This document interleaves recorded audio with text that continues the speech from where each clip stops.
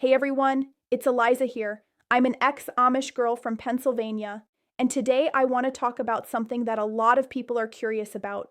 Are Amish women allowed to show feelings to men? This is a question I get asked all the time, and the answer is way more complicated than you might think. So let me break this down for you based on what I lived through.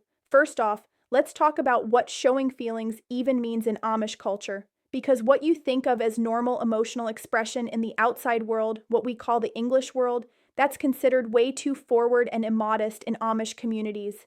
Everything about being Amish is centered around humility, modesty, and keeping yourself in check.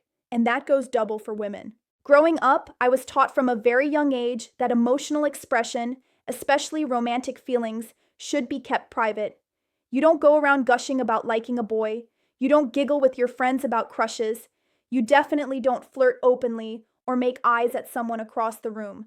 All of that is seen as worldly, vain, and totally inappropriate. When it comes to courting, which is what the Amish call dating, there are incredibly strict rules. And trust me, these rules are nothing like what you see in regular dating culture. The entire process is supposed to be private, serious, and focused on finding a marriage partner, not just having fun or getting to know someone casually. So here's how it typically works. Around age 16, young people start going to Sunday night singings. These are social gatherings where the youth get together after church services. It's one of the few times unmarried young people can interact. But even there, you're not supposed to be too obvious about your feelings. Everything is very controlled and watched.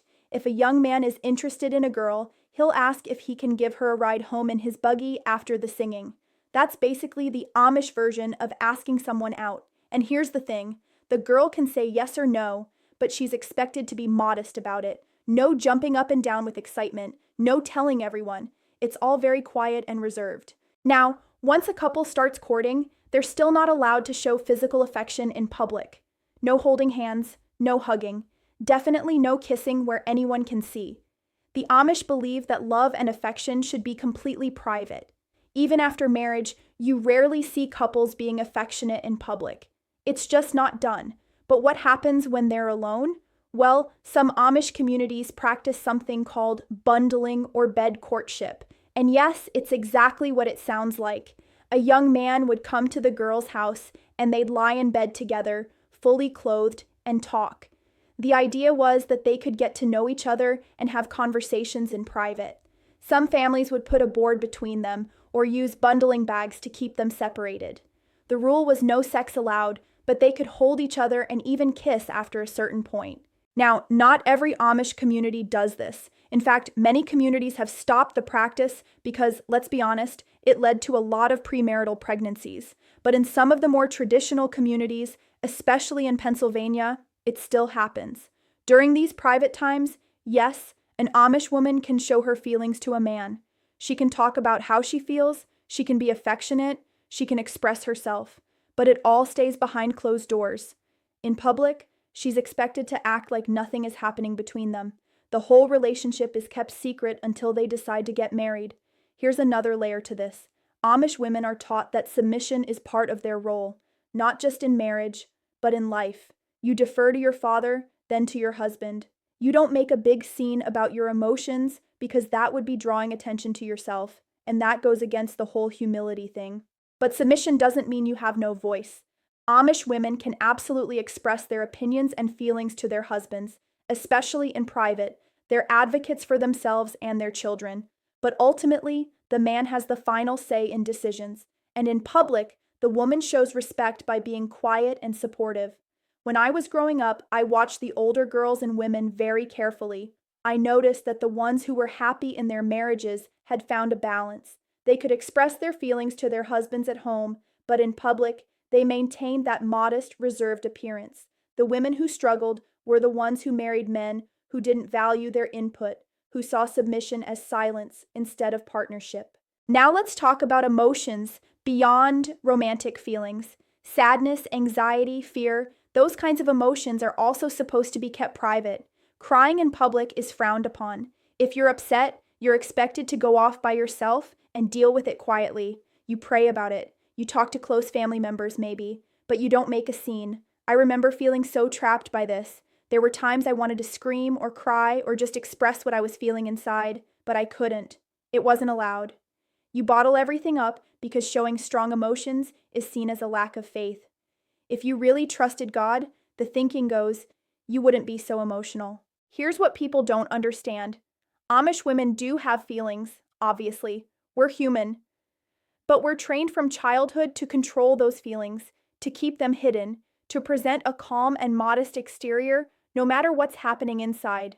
And when it comes to men, that's even more intense because you don't want to be seen as forward or improper.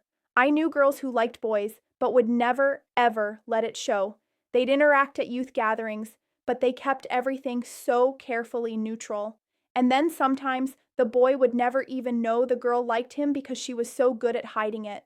The whole system relies on the man making the first move and the woman responding in a very measured, modest way. Even in marriage, public displays of affection are basically non-existent. You might see an older couple walking together, but they're not holding hands. They're not calling each other pet names. Everything is proper and separate.